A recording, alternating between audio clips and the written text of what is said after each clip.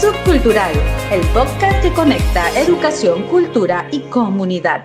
Saludos cordiales nuevamente a todos los amigos que nos siguen semana a semana en nuestro podcast. Robert Zambrano les saluda y en esta ocasión tenemos un cambio en el equipo. No tenemos al licenciado, nos ha llegado tarde, el licenciado Julio Villacreces, en representación de la Fundación Argos, y está en su reemplazo pues el amigo abogado, ingeniero y maestro, y ya va a ser magíster también, Enoc Bravo Guerrero. Bienvenidos. En esta ocasión tenemos un invitado de lujo. Se trata del doctor Milton Espinosa Lucas. Él es docente de la Universidad Laica Eloy Alfaro de Manabí, es médico de profesión, especialista o su experiencia está en el área de la epidemiología y también de lo que es nutrición y dietética. Él también es miembro del Comité de Ética de Investigación en Seres Humanos del ICSU, y en esta ocasión lo hemos invitado para conversar sobre los determinantes sociales en salud. ¿Por qué esta temática? Porque nos ha despertado un poco de curiosidad y consideramos importante que los jóvenes, los universitarios y todos los que de una u otra manera se inician en la investigación en salud conozcan un poco acerca de la influencia y la repercusión que tienen estos determinantes sociales al momento de tomar una decisión. Puede ser clínica, como también puede ser también en el ámbito de la investigación. Bienvenido, doctor Milton. Muchas gracias, muchas gracias. Para mí es un gusto compartir con ustedes, con tan distinguida audiencia también. Muchas gracias por estar en este podcast. Y bueno, esperando también compartir un poco de la experiencia que hemos tenido en esta parte de la investigación sobre los determinantes sociales, ¿no? Que es un componente transversal, como bien lo decía, no solo en la investigación, sino también en salud y para todo profesional de salud. Y yo creo que va aún más, ¿no? Más que todo profesional de salud en todo tipo de profesiones. Es decir, los determinantes están enfocados y en un sentido transversal para la toma de decisiones, para poder identificar cuáles son los principales problemas que tenemos en las comunidades. Y bueno, comentar algo de la experiencia que hemos tenido en investigación de los determinantes sociales. Sí, eso es importante. Bueno, y lo vamos a dividir en dos partes, ¿no? O no sé si lo podamos mezclar, porque hay determinantes sociales en las decisiones, ¿no? En salud, las decisiones clínicas sobre todo, y determinantes sociales que se consideran al momento de hacer una investigación y sobre todo al momento de establecer conclusiones en una investigación, porque no se puede determinar conclusiones con investigaciones que estén un poquito focalizadas solo en grupos sociales determinados y pretender que esa conclusión se la puede generalizar para todos los seres humanos dependiendo del grupo etario, ¿no? Sí, así es, mi estimado doctor. Básicamente, esto ha ido evolucionando, ¿no? Esta parte de los determinantes sociales ha ido evolucionando. Y básicamente en salud, cuando nosotros en salud teníamos algo que se llamaba un modelo unicausal, es decir, una sola causa. Antes se creía que todo era originado por una causa. Entonces eso fue evolucionando, viviendo las enfermedades que se fueron presentando, y eso hizo a muchos, particularmente a los médicos que hacen salud pública, y empezó a crecer esto de la medicina social, ¿no? De la medicina social. Entonces ellos primero enfocaron de que no podía haber una causa, sino que muchas de las cosas, no solo de problemas multicausales, ¿no? Problemas multicausales, es decir, el proceso de una persona enferma vuelve a estar saludable y de una persona que está con salud vuelve a estar enferma, no es solo por una causa, sino se empezó a hablar de la multicausalidad, es decir, que todo está relacionado a las causas múltiples. Pero si nosotros nos ponemos a ver en el sentido amplio de qué es la causalidad, es difícil señalar de que una determinada enfermedad es producida por causas, ¿no? Entonces, allí en epidemiología se empezó a hablar esto de los factores de riesgo, ¿no? ¿Qué era un factor de riesgo? Por ejemplo, el no hacer ejercicio o el sedentarismo es un factor de riesgo para presentar hipertensión arterial. Entonces estábamos hasta ese nivel hace más o menos unos 40 años de los factores de riesgo y se empieza a hablar ya desde hace unos 30 años aproximadamente de los determinantes sociales de salud. Los determinantes de salud son lo conocido como la causa de las causas. Es decir, nosotros como personal, y por eso le señalaba que es transversal, ¿no? Porque no es solo el personal de salud, no es solo el médico, no es solo la enfermera, no es solo el tecnólogo, sino todos deberíamos buscar las causas de las causas. Es decir, ¿dónde principalmente se originan las enfermedades? ¿Dónde principalmente se originan los problemas comunitarios? Y muchos de esos problemas son determinantes sociales. Los determinantes sociales que normalmente lo clasificamos en estructurales, ¿no? y los intermedios. Por ejemplo, la gobernanza, la política pública, nuestra constitución política del Estado. ¿De qué forma ese articulado puede ir menoscabando o ayudando a que la gente pueda tener una mejor salud? Doctor, un saludo a toda la comunidad también, a todos los que nos siguen en Ixo Cultural, la Fundación Argos y el Ixo. No.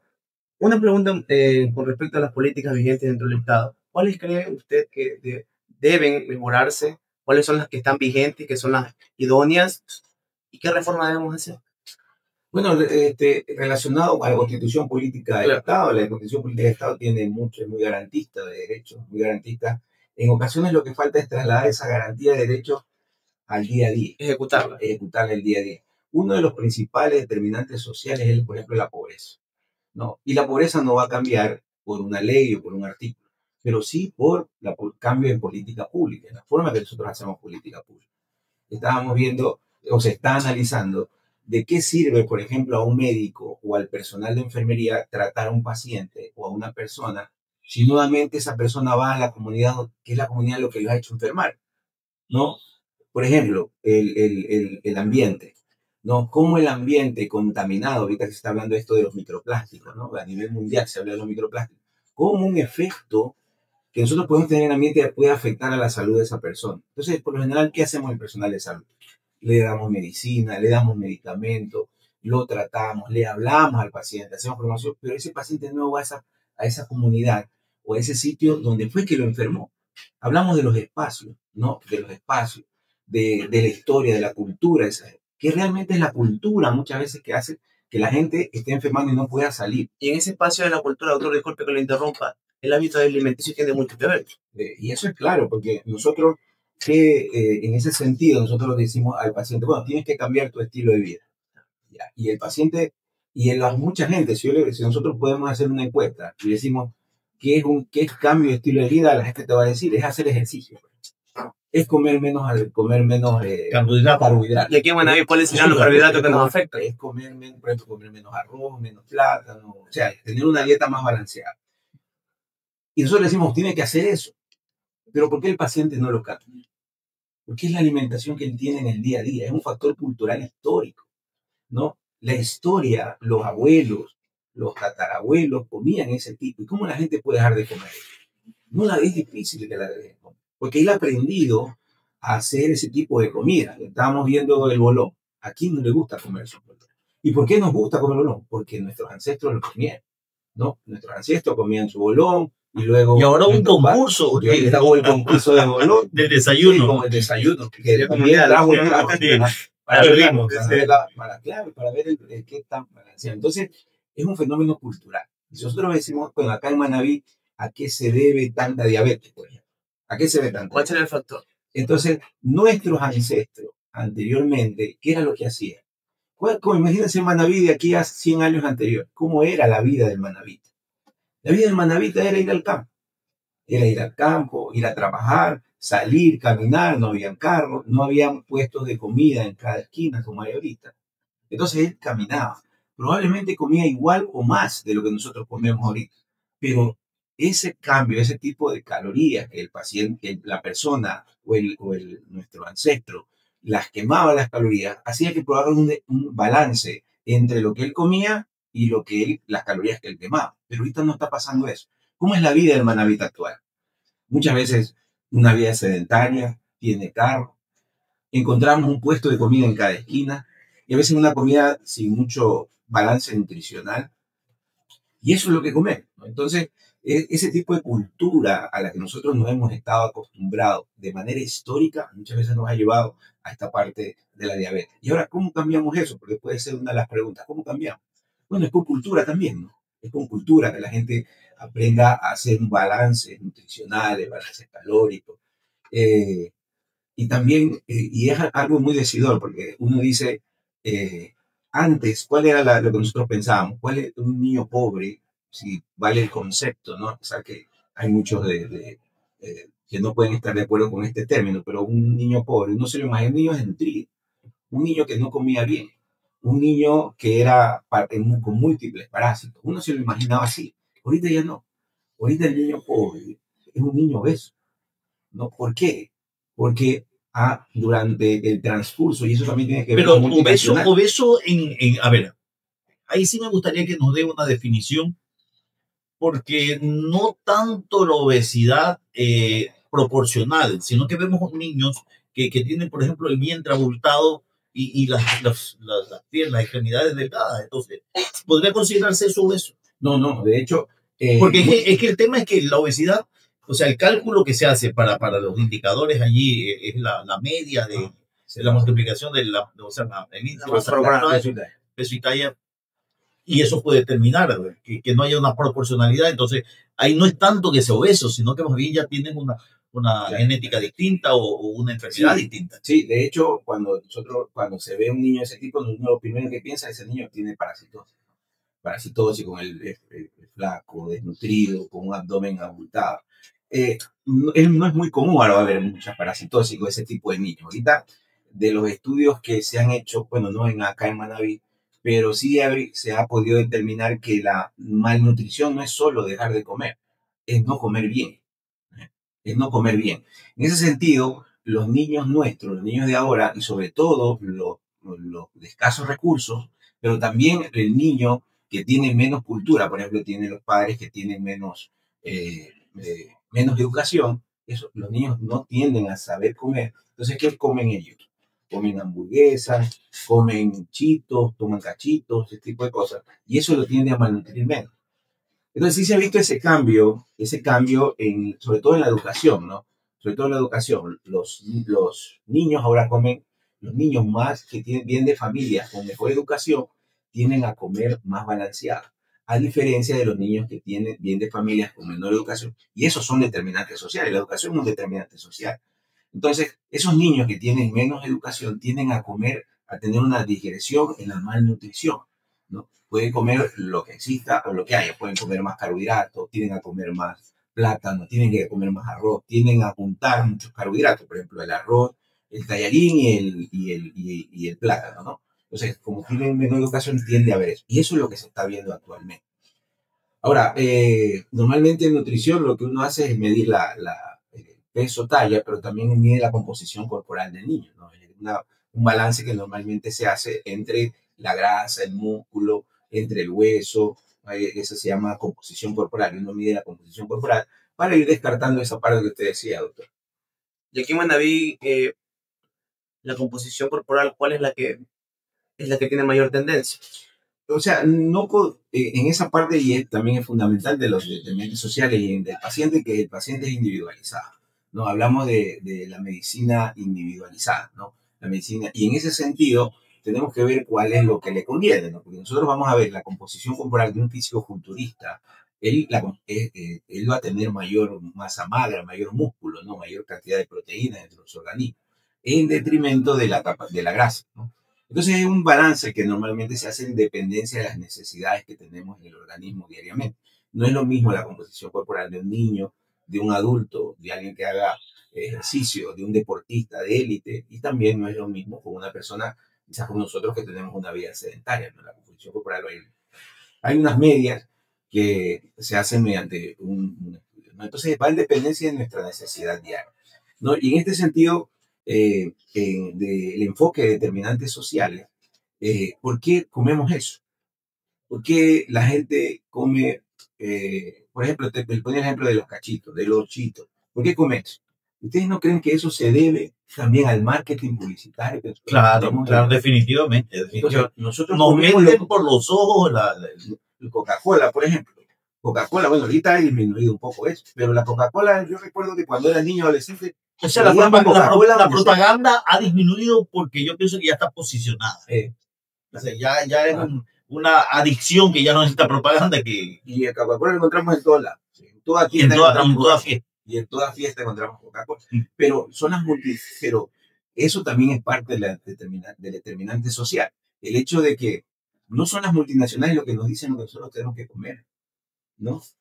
Por ejemplo, Coca-Cola, Red Bull. No son las multinacionales lo que dicen nosotros tenemos que comer. Es decir, que hemos caído en el neuromarketing. Hemos caído en el neuromarketing. Y lamentablemente eso está llevando en detrimento de lo que nosotros realmente debemos comer. Por ejemplo, comida orgánica. ¿Cuánto hay de comida? Y puede ser que sea más caro, pero nosotros no comemos comida orgánica. Muy poca comida orgánica es la que se... Si nosotros podemos ver algo... Volvemos a lo cultural. Y Volvemos a lo es cultural. que al final eso es la determinante social. Es la causa de las causas. Porque si uno ve obesidad y se pone a ver obesidad, uno dice, bueno, es porque hay un balance aumentado entre lo que come y lo que pierde. Pero no es solo eso, es buscar causas más subyacentes de eso. Entonces, no es el marketing multinacional que está haciendo de nosotros comamos lo que ellos quieren. No es eso lo que nos está enfermando. ¿Y de dónde viene ese neuromarketing que usted señalaba? No es para posicionar que gente tenga más dinero, no es para que se siga hay algo que se llama la regla de Pareto, ¿no? Que la gente que tiene más dinero siga teniendo más dinero. No se trata de eso, ¿no? Que al final en el mundo eso es lo que ocurre, ¿no? Porque ¿quién nos dice qué es lo que nosotros tenemos que comer? ¿Quiénes tienen mayor efecto en el marketing? Es lo que tiene más dinero, lo que tiene mayor posibilidad, ¿no? Entonces nosotros caemos en ese tipo de cosas, ¿no? Y eso hay que analizarlo, y eso hay que analizarlo de los determinantes sociales, ¿no? Porque el pobre, ¿qué es lo que va a comer? O sea, la pobreza, la persona que está en el quintil más alto de pobreza, ¿qué es lo que va a comer? Lo que tenga más a la mano, ¿no? Lo que tenga más a la mano. Interesante. Y ahí podemos nosotros ver que no solamente es la parte cultural, sino también la ineficiencia de los programas de salud, porque definitivamente, y la educación, básicamente la educación. Hay algo que está de la mano con los determinantes sociales, que es la promoción de la salud. ¿Y quién tiene que hacer promoción de salud? Cuando uno va a la consulta médica, ¿cuánto de los médicos, o de la postconsulta que hace la enfermera, cuánto de los médicos promocionan salud? La otra vez estábamos justamente en una conferencia sobre problemas cardiovasculares. Y eso no sigue cambiando. ¿Cuál es el tratamiento para enfermedad cardiovascular? Hacer ejercicio, un buen ejercicio, y quizás para la vida diaria, que yo creo que son tres cosas básicas: nuestra salud mental, hacer ejercicio y comer bien. Eso no ha cambiado, creo que desde la época de Hipócrates no ha cambiado. Sigue siendo igual, pero ¿cuántos de los médicos, de los enfermeros, del personal de salud promociona eso? ¿Cuántos de los médicos saben qué es una buena nutrición para su paciente? O si lo saben, ¿cuánto de lo que el médico cumple le recomienda el paciente cumple? A veces el paciente no cumple ni el medicamento que uno le receta. ¿Qué peor va a cumplir? Que coma menos azúcar, coma menos grasa. Algo, doctor, disculpa que le interrumpa, pero algo que me despertó el interés ahora, y que justamente decía el tema de la promoción de la salud, de la educación que se da al paciente. Y ahí se me presentaron dos escenarios: el escenario de la atención pública y de la atención privada. ¿Dónde sí se da y por qué? Yo creo que en las dos son mínimas las que se dan a promoción de salud. Primero, pero se da, yo creo que... Yo pienso que se acentúa más menos en la pública, sí, porque por el tiempo, ¿no? Por el tiempo que el médico le tiene. Y eso también es parte del determinante social, porque el sistema de llenar el sistema al paciente y prácticamente está centrado en preguntas, llenar el formulario, y no hay ni la semiología ni claro, y sobre burocrático, ¿no? Sí, y también ¿cuánto a lo mejor nosotros le preguntamos al paciente qué comió ayer? Cuando uno va, ¿cuántos médicos nosotros, qué comió ayer? Para saber cómo es la vida de ese paciente. Pero es que en eso también es parte de los determinantes sociales. ¿Cómo es la vida del paciente? Por ejemplo, ¿qué hizo ayer el paciente? ¿Cómo entiende la enfermedad? También eso es parte del determinante social. ¿Cómo el paciente entiende la enfermedad? Hay un estudio... ¿Cómo entiende la enfermedad será lo mismo que el afrontamiento? A eso iba. Hay tipos de afrontamientos, ¿no? Tuvimos un estudio interesantísimo que lo realizaron acá en la Universidad Católica, todo el posgrado de Medicina Familiar, sobre los tipos de afrontamiento que tenía el paciente ante una enfermedad crónica, ¿no? A la enfermedad de diabetes, a la hipertensión, alguna enfermedad crónica, ¿no? Y es fundamental, y eso también yo creo que no ha cambiado, y eso también es el determinante social. El principal mecanismo de afrontamiento entre las enfermedades crónicas es la familia. Es la familia. Es que definitivamente, doctor, definitivamente diagnostican al paciente diabético y le dicen, bueno, tiene que disminuir esto de acá, cambiar el estilo de vida, la actividad física, la dieta y todo el asunto. Y el fármaco, perfecto. Pero qué difícil se le va a hacer a ese paciente cuando ve que en su casa el dulce rueda por todos lados, usted va a la mesa y a usted le dan la ensaladita, lo proporcional, el equilibrio, y en cambio los demás todos, o sea, eso es crueldad, ¿no? O sea, Claro, y entonces, también ahí tiene que ver es la familia. Claro, y en eso también hay estudios. El paciente diabético mejor controlado es el que tiene el apoyo de la familia, pero no solo el apoyo que sí, Emocional, moral, no, el apoyo es el de la ejemplo, familia, ¿no? el ejemplo. Que todos Y todos pueden estar debemos bien. comer lo mismo. Yo no cito todo. Es como cuando uno receta antiparasitario. ¿De qué sirve dar un antiparasitario al niño si el que probablemente lleve los parásitos sea la mamá o el papá? También el tema cuando hay infecciones de transmisión sexual en la pareja, ¿no? Claro. Tiene que ser tratamiento para ambos. Tratamiento de pareja. Y a veces eso se nos pasa por alto, porque nosotros nos hemos acostumbrado a ver el individuo como un ser solo, no como un ser social, por eso se llama determinante social. Tenemos que ver al individuo como un ser social, como un ser biopsicosocial, un ser que tiene la biología, que tiene corazón, que tiene riñón, que tiene hígado, pero también tiene su psiquis, tiene la posibilidad de entender o de malentender la enfermedad, pero también tiene una vida social, ¿no? ¿De qué forma puede afectar a un paciente? No es la misma forma como nosotros podemos tomar una enfermedad crónica como la diabetes o la hipertensión. Un ejemplo con la diabetes. Es verdad, la familia viene, come su helado, le encanta el chocolate, y lo come de frente. Bueno, no estamos haciendo un tratamiento entre todos. Lo que sí se debería sugerir siempre es el tratamiento de la familia, no solamente de la persona, ¿no? En ese caso, bueno, ¿cuál sería la transición del paciente diabético? Porque recordemos que de golpe también afecta al organismo, ¿o no? ¿Afecta en qué sentido? ¿El tratamiento? Al mismo, como persona. Como persona. Claro. No, sí, emocionalmente sí. ¿Cuál sería la transición? Mira, lo primero cuando hay una enfermedad de este tipo, eso también depende de una cuestión cultural histórica, porque no es lo mismo que tú diagnostiques a un paciente diabético que recién en la familia él es el primer diabético, a diferencia de si tú diagnosticas a un paciente diabético que a lo mejor el padre murió por diabetes o la madre murió. Ese paciente como que tiene más miedo a la enfermedad y a lo mejor tiene una mejor estrategia de afrontamiento psicológica en ese sentido. Pero por lo general lo primero que hacen ellos es negar. Yo no tengo, o yo me puedo tratar, o a lo mejor... Me imagino que se da la misma fase del duelo, ¿no? Es lo mismo. La negación. Es un duelo, y peor aún si es un familiar, el padre o la madre que murió de diabetes. No, ellos murieron, a mí no me puede pasar eso, ¿no? Y yo no creo, yo voy a hacer ejercicio y todo. Entonces ya después llega una etapa de adaptación al tratamiento. Y es típico del paciente diabético cuando ya un poco compensado, ya cuando uno siente que la enfermedad le puede causar daño. No, por ejemplo, el paciente diabético que se infarta. No, y ya se asustan y empiezan a o cuando le pasa algo grave. Las estadísticas determinan que hay una predeterminación, ¿no? De padres diabéticos, 50% de probabilidades de que el hijo sea diabético. Existe, bueno, es variable. Pero además de eso, porque eso es algo que también hemos debatido, además de la cuestión genética, es la cuestión de la familia.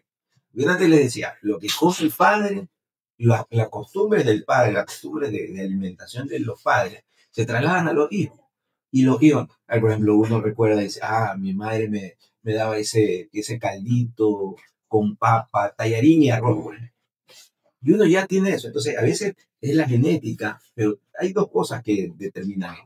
Es la genética y la cuestión ambiental, donde uno se va desarrollando, ¿no? Uno va desarrollando, se va adaptando. Entonces ya es difícil a uno. Si uno se acostumbró de niño a comer eso, ya de adulto va a ser más complejo dejarlo. ¿Cuándo lo dejamos? A lo mejor lo más probable es cuando tengamos algún efecto adverso. Pregunto, un paciente diabético se cambia de residencia a otro país donde la cultura es distinta, la alimentación es distinta, ¿será que va a mejorar su condición? Excelente pregunta. ¿Sabes por qué? Porque hubo un estudio hace unos años, hace unos 30 años, se llama Moving Opportunity, se llama. A la gente que estaba en los barrios pobres, a la gente que estaba en los quintiles más altos, por eso lo trasladaban de comunidad. Lo trasladaban de comunidad a una comunidad donde era un nivel en California, perdón, en Canadá. Lo trasladaban a comunidades con menores quintiles de pobreza e inclusión. Entonces, en eso se vio que había cambios. cambios primero en la psicología de la persona. Entendían mejor. Le preguntaban qué tan feliz se siente. Y se sentían más felices al cambiar de edad. Y en O puede ser también empeorado, ¿no? También, claro, en este estudio. Por ejemplo, en la cultura gastronómica de Estados Unidos es privativa. O sea, a mi modo de ver. Porque usted ya no tiene la libertad de comer todas las verduras, todas las, o sea, es mucho carbohidrato y claro, cuesta más. Claro. Entonces, ahí se vio que habían cambios. Se vio cambios interesantes al cambiarlo el mismo país, pero cambiarlo de quintiles de pobreza más pobres a barrios donde habían quintiles de pobreza más altos. Se vio cambio. Y algo que llamó mucho la atención, no en los adultos, pero en los niños provocó cambio en las enfermedades crónicas no transmisibles. Tuvieron menos prevalencia de enfermedades crónicas no transmisibles. En los niños, no en el adulto. El adulto siguió, porque yo decía, eso es cuestión cultural, difícil cambiar. Pero en ellos sí cambió. En ellos sí cambió, disminuyó ostensiblemente la prevalencia de diabetes, de hipertensión. Entonces, eso debe ser nuestro nicho, ¿no? Porque antes hablamos de promoción de salud. ¿Y dónde se hace la promoción de salud? La promoción de salud debe empezar desde la escuela, desde que el niño esté en jardín. Desde ahí tiene que haber promoción de salud. Y eso es lo descuidado. Claro, está totalmente descuidado porque ni siquiera el currículum lo considera. ¿Y una asignatura ahí en el par en salud? O saber los alimentos que nos hacen daño. La propia cultura en salud. Sí, ¿eso qué? Eso es política pública. Sí. Eso es política pública. Y eso es determinante social. Porque es la política pública la que debería normar eso. Qué diferente fuera que el niño, por ejemplo, cuando uno médico va, cuando el personal de salud va a ver los bares de los colegios. ¿Qué hay en los bares de los colegios? Eso ha cambiado bastante, ¿no? Ha cambiado algo. Pero uno va a los bares de los colegios a ver qué hay, qué existe, cuál va a ser, qué es lo que los niños están comiendo, cuál es la predilección del niño, ¿no? Y uno empieza a hacer intervenciones comunitarias, intervenciones escolares, para que el niño vaya aprendiendo un poco a balancear. Y el niño se convierte en un agente de cambio de la familia. Claro. Porque el niño le dice, papá, ¿y por qué comemos esto? Y también como el tránsito creo que también ocurre, ¿no? Papá, ¿por qué comemos esto? ¿Y por qué comemos muchos carbohidratos? Y los carbohidratos son estos. Son agentes de cambio y ahí empieza la familia también a cambiar. Entonces, es familiar, es social, es individual, ¿sí? Pero eso es lo que queremos con los determinantes sociales. Ese enfoque que es una palabra que a lo mejor es muy llevada a menos, que es holístico, nosotros decimos. Debe ser integral. Familia, comunidad. Individuo, familia, comunidad, biopsicosocial. Esas son la trilogía fundamental para los determinantes. Doctor, y al hablar de los determinantes sociales, ¿cómo caracterizaría usted la población manabita? Mira, una de las cosas de los determinantes sociales es intentar ser muy sesgado en querer caracterizar o individualizar al individuo o a una comunidad. Porque como te decía, hay los determinantes sociales estructurales. Los determinantes sociales estructurales vienen dados por la política pública, el proceso de gobernanza, cómo está nuestra constitución del Estado, cómo está nuestra ley orgánica de salud, cómo están ese tipo de cosas, ¿no? Porque eso se traslada a la condición social, ¿no? Al empleo, ¿no? A los sistemas de salud, ¿no? Entonces si tú me preguntarías, bueno, aquí en Manabí no es diferente el proceso de gobernanza con el resto del país, es muy probable, de hecho es el mismo. No, pero la epidemiología acá. No, acá en Manabí tenemos la prevalencia más alta de diabetes, tenemos una prevalencia alta de hipertensión, ahorita también de crímenes. Entonces, claro, eso también entra en salud pública. Eso entra en salud pública y es determinante social, porque pongámonos, o sea, a generar hipótesis, porque también, ¿qué es lo que pasa? Y quizás eso puede ser el otro punto que usted señalaba, doctor. Es que poco se investiga en determinantes sociales. Porque a lo mejor nosotros en medicina o en salud, nosotros investigamos, a ver, qué sé yo, el arroz, tanta cantidad de carbohidratos, que índice glicémico, incluso el índice glicémico aumenta más el azúcar. Pero ¿y por qué se come tanto carbohidrato? Eso digo, es buscar la causa de las causas. ¿Por qué la gente come o por qué no deja de comer carbohidratos? ¿No? Entonces, bueno, en el caso de mi esposa dice que no es almuerzo si no tiene arroz. Claro. Parte de nuestra dieta, ¿no? Parte de nuestra dieta diaria, ¿no? Claro, es parte de la dieta diaria. Y también, cuando ya es psicológico también, no sé. Es cultural, es histórico. Eso es cultural e histórico. ¿Pero por qué histórico? A ver, si vamos a ver, el arroz no es de origen. Porque nuestros ancestros también tenían ese tipo de alimentación, ¿no? Eso no ha cambiado, ¿no? Por ejemplo, acá es muy común esto de la tonga. La tonga, ¿cuántos años tendrá la tonga? Bueno, ya eso le preguntamos a Julito cuando quiera venir. Ya, Ahorita ya no quiso venir. ¿Cuántos años tendrá la tonga históricamente en nuestro país? ¿No? De lo que se... Porque la tonga es del Montubio, ¿no? Del trabajador, ¿no? Del trabajador. Que llegaba y no llevaba su comida Sí, al campo y allá. Pero bueno, la cantidad de calorías que quemaba era muy alta. Bueno, también el plátano fue muy utilizado, y siempre ha sido utilizado toda la vida, ¿no? Claro. Y la variante de las comidas del No, plátano. pero un obrero, si no hay arroz, no es como que no haya comido. Claro, pero... Porque hay mucha gente que come para llenarse, para tener lleno el estómago. Es que no está mal el comer, sino es el balance que tenemos entre lo que nosotros comemos y lo que nosotros utilizamos. No. Entonces queremos ser ricos en grasa nosotros. Queremos ser ricos en grasa porque comemos bastante, pero quemamos pocas calorías. No, por eso te decía antes, lo fundamental para la vida, salud mental, una buena salud mental, comer bien, nutricionalmente, en base a mi necesidad, a las necesidades que yo tengo. No, porque yo digo, por eso queremos ser ricos, pero ricos en grasa, en carbohidratos. Entonces, en base a nuestra necesidad, ¿no? Y también una buena nutrición, ¿no? Ese es el esquema fundamental. Y hacer ejercicio, ¿no? Hacer ejercicio en la medida de las posibilidades que tiene cada uno. Con solo moverse es suficiente. Doctor, estaba en una reunión social este fin de semana con unas parientes y hablábamos del tema del consumo de agua. Y hemos visto por todos lados que tantos litros de agua, e inclusive hay un cálculo, ¿no? Sí. De acuerdo al peso y al tamaño y todo el asunto, de cuánto uno debe tomar. Hay una fórmula perfecta. Eso nos lo decía ayer un estudiante acá del ICSU. Sin embargo, hay otra teoría que dice que no. Que justamente, y hace una relación ahí media grosera de que los animales solo consumen el agua que la necesitan y cuando tienen la sed. Y que nosotros también, que somos de esa naturaleza, podríamos decirlo así, también deberíamos tomar agua cuando el cuerpo lo pide. ¿Por qué? Porque el cuerpo... Y ahí me hablaron de la teoría, ¿no? De que está compuesto de agua y que, bueno, y su buena parte de agua, y entonces cuando el cuerpo ya requiere agua, pues la solicita. Y, a ver, háblenos de eso. Claro, mira, porque la fórmula está dada, la fórmula a la que señala está dada básicamente en las pérdidas diarias insensibles. Se llama pérdida insensible de agua, ¿no? Que es por ejemplo, cuando sudamos, cuando hacemos algún ejercicio, nosotros estamos perdiendo insensiblemente agua. Cuando vamos al baño, orinamos, cuando vamos a hacer la deposición también perdemos líquidos. Son pérdidas de agua que hay que compensar, si no vamos a tener un desbalance. Entonces eso es una parte de la fórmula, ¿no? Las pérdidas insensibles. La otra parte de la fórmula depende de lo que tú hagas en el día, ¿no? Y de tu peso, ¿no? Esas tres son las variantes que nosotros tomamos en cuenta para la cantidad de agua. Porque ¿qué pasa? Imagínate que cuando tú no tienes un balance o estás en desbalance de líquidos, y el animal no es no que se va a jugar pelota, pero nosotros sí. El animal no se va a practicar vóley, nosotros sí. El animal no se va a hacer prójimo, nosotros sí. Nosotros perdemos líquido. Estamos en un desbalance líquido. Y más ese tipo de desbalance líquido, eso es lo que nos va a afectar. Ya, ahora doctor. Ese sí, está bien. Me ganó la... Ahora, los de la costa debemos tomar más agua que los de la sierra. Bueno, por el tema de la deshidratación, pérdida de líquido deberíamos tomar. No hay eso no lo considera la fórmula nutricional, la fórmula del equilibrio hídrico, ¿no?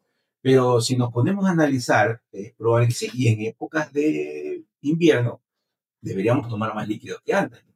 Porque a veces nosotros llega un momento en que pensamos que estamos hidratados y realmente no lo estamos.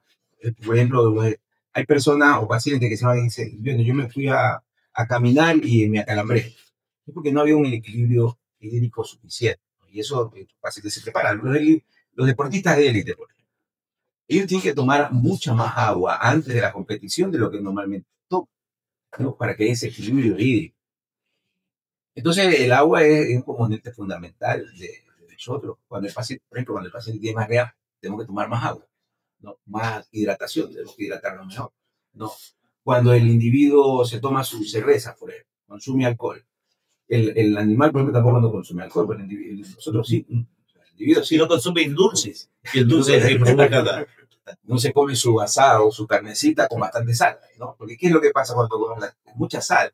Y la sal lo que hace es que no empieza a jalar líquido, ¿no? El cloruro de sodio lo que hace es que empieza a jalar líquido, ¿no? Nosotros cuando nos ponemos una carnecita con bastante sal, ¿qué es lo que pasa al otro día? Sed.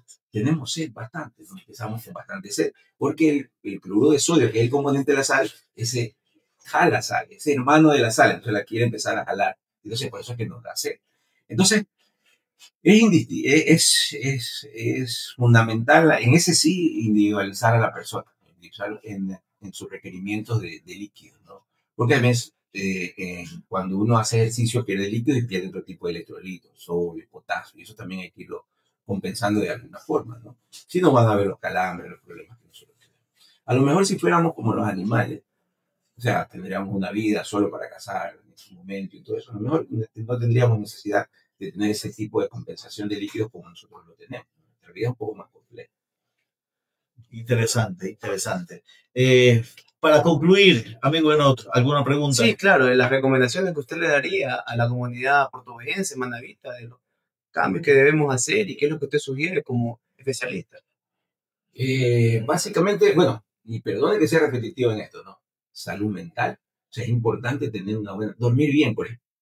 Qué importante que es dormir bien. No solo para sentirse a gusto, sino también para tener una mejor capacidad cognitiva. Las estrategias que usted... Dormir bien, consumir buenos líquidos. Entonces, salud mental.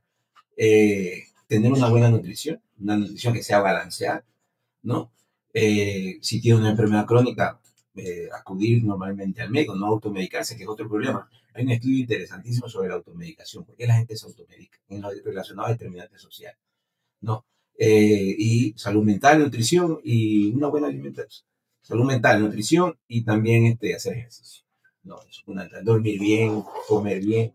Eso es lo fundamental. Y eso no es de ahorita. Eso no es que nos hemos inventado el agua tibia. Eso viene de hace años. Interesante la intervención del doctor Milton Espinosa Lucas.